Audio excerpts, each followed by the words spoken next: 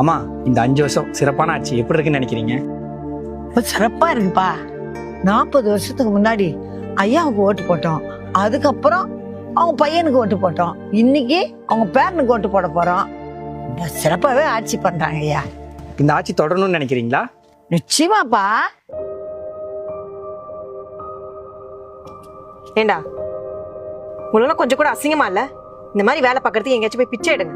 மா, என்னம்மா அப்படி தப்பு பண்ணிட்டாங்க? ஏன் இப்படி திட்டுறவங்கள? என்ன பண்ணாங்களா? மேடம், நாங்கள் சிஎம்கே சேனல்லேருந்து வரோம். இன்னும் கொஞ்ச நாள் எலெக்ஷன் வரப்போகுது இல்லையா?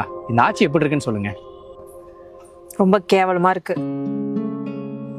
என்ன மேடம் இப்படி சொல்றீங்க? இந்த ஆட்சியில் எத்தனை நலத்திட்டத்தை எடுத்துட்டு வந்திருக்காங்க. மகளிர் உரிமை தொகை, ஃப்ரீ பஸ் எடுத்துட்டு வந்திருக்காங்க, பசங்களுக்கெல்லாம் மதிய உணவு திட்டம், அப்புறம் காலேஜ் பசங்களுக்குலாம் லேப்டாப் கொடுத்தாங்களே. இன்னும் எவ்வளோ சொல்லிட்டு போகலாம் மேடம். இது ஒன்றும் சிறப்பான ஆட்சி கிடையாது, சிரிப்பான ஆட்சி. இங்கெல்லாம் பார்த்தா என்ன லூஸ் மாதிரி இருக்கா? இந்த ஆட்சியில் எவ்வளவு கேவலமான விஷயம்லாம் நடந்துட்டு இருக்கு தெரியுமா? மேடம், என்ன மேடம் இப்படிலாம் சொல்றீங்க? இந்த 5 வருஷம் ஆட்சியில எவ்வளவுலாம் அட்டூழியம் நடந்துட்டு இருக்குன்னு தெரியுமா?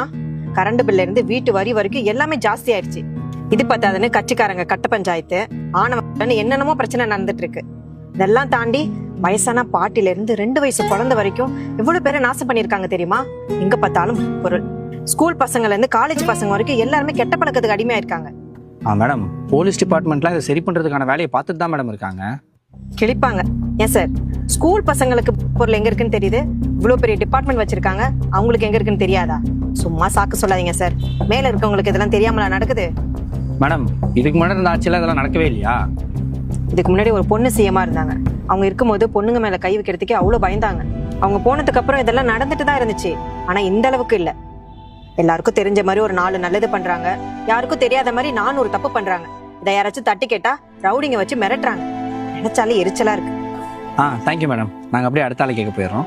இதெல்லாம் மறக்காம உங்க சேனல்ல போடுங்க. எந்த லட்சணத்துல ஆட்சி பண்றாங்கன்னு அப்பயாச்சும் உங்களுக்கு தெரியட்டும். Okay madam.